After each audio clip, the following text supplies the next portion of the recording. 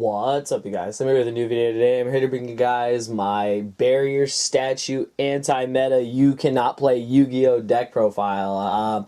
First and foremost, shout out to my boy Gage, aka Gage X Scapegoat. He's the reason why I built this deck. I told him I would. This deck's pretty crazy. It literally just is cards that say you cannot play Yu-Gi-Oh. It's really, really budget if you are able to get card of demises. Doesn't require an extra deck, and it literally, like I said, says you cannot play Yu-Gi-Oh! It's insane to me that a deck like this exists. It's pretty crazy. The deck has always been around. It's just people haven't really, kind of like mastered it until Card of Demise came out, and I feel like Card of Demise gave it the much added, like resiliency and boost it needed. But yeah, it's super budget, super, just like super like not interactive. Like you do not interact with your opponent. You literally just summon and just say go, and half the time they can't even play, so it's pretty crazy. It's a little something different. I do like anti-meta, so I thought I'd showcase it for you guys, so let's get into it. Monster count's very low. 3 Dyna, you can't special summon, can't play Yu-Gi-Oh! I played 3 Statue of Earth and 1 Statue of Water. Those are my only monsters. So why I picked Earth? Earth seems to be the least represented attribute in this game right now. I was playing Wind originally. The problem is Magispectors, Ties of the Brotherhood, Magispectors, they're everywhere. Can't really do anything about it. I had to go back to Earth because I feel the only deck that plays Earth, to my knowledge, is like pendulum decks. Not a lot of decks do. Most decks are lights and darks, so this really puts a hurting on them. And I play 1 water as the 4th statue. You play only 7 statues. 7 is the perfect monster count. I play 1 water just because it's the, like, I guess the second least represented like attribute in the game. The only thing, obviously you play against Mermails, don't summon it. You play against Paleozoics, don't summon it. This is just really good against pretty much every deck.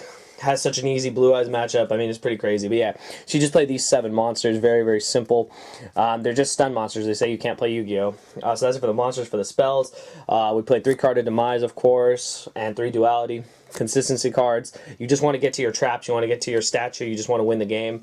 Demise is just crazy. Duality, I mean, it's just basic stuff. Doesn't really need any explanations. 3 Moon Mirror Shield, probably one of the best cards in the deck. Makes any monster pretty much invincible. You can get over any monster by 100. It's great. You just activate it on a Dyna and it can just get over anything. So I think it's awesome. We've also got 3 Forbidden Lance. I play Lance because I like Lance for multiple reasons. I don't play MST in the deck. I don't play Twin Twisters in the deck. I feel Lance is just superior because if there would be anything that would stop you, of course, outside of a Solemn Warning, you can just stop it. You can Lance and you can survive. Like, you can get hit with like a random Quaking or something depending on what matchup you're playing against, and you just Lance it and you're good. So I really like Lance. Versatile, plus it helps you get over problematic monsters by lowering them by 8. And then this is my favorite card in the deck. This is what I play. This is my, I wouldn't even really call it a tech. I got it from the OCG, but it's just absolutely phenomenal. Is 3 copies of Mage Power. The reason why is you're usually setting 4 back row. You play Mage Power. That's like 2,000 added to your monster. It's pretty ridiculous. I mean, it's 2,500 added. So you stick that on a Dyna, it's 3,700. I mean, that's pretty crazy.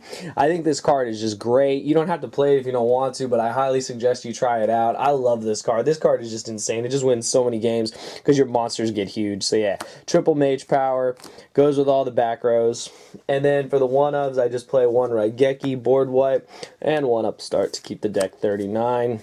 So that's it for the spells. For the traps, I play 6 Mirror Forces, 3 Quaking, 3 regular Mirror Force. I don't play Drowning. You usually want to have a monster on board. I love Drowning, like I've said before in previous videos. It's my favorite Mirror Force, but I play Quaking and regular just to stop them from, they attack me. They're not going to get anywhere. My statue's going to survive. I'm going to win the game because my statue says you can't play Yu-Gi-Oh! So that's why I'm playing those 6 Mirror Forces. I really like them. I don't like playing the other one, the one that bounces to hand, because, I mean, I feel that doesn't accomplish anything. I want to destroy your monsters or put them face down and run them over, because with Moon Mirror Shield, I can get past anything. For the rest of the traps, 3 Phantom Knight Sword. This card is insane, like just insane. This card is nuts.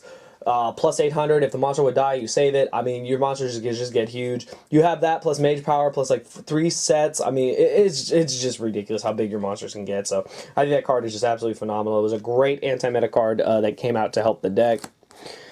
3 copies of Dark Bribe. This is self-explanatory. Gage doesn't even need to tell you. I'm going to tell you, in this deck, you play 3 Dark Bribe. There is no argument whatsoever for this card. You only really lose to, I guess, maybe a Warning, maybe a Twin Twister, maybe. I don't really know.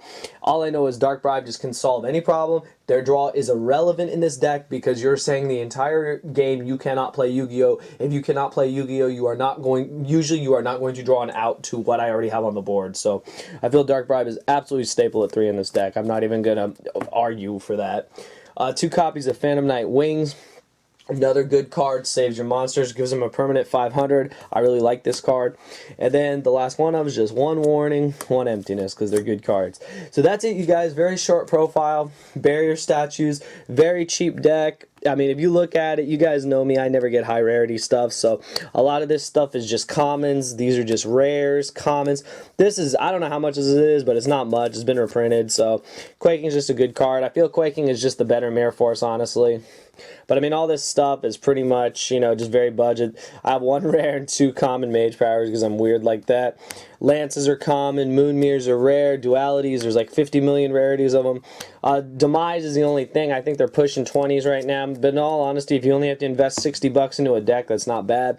All these monsters are like 10 cents each, so pretty easy. And Dynas have been reprinted multiple times. I even think they're common. I don't even have secrets anymore. I wish I did, but yeah. But anyways, I hope you guys enjoyed the deck profile. If you did, smash that like button. Let me know what you guys think. If there's anything you would change in the deck. How do you feel about barrier statues? I made a video a couple weeks ago talking about how I felt barrier statues were a great answer to the meta.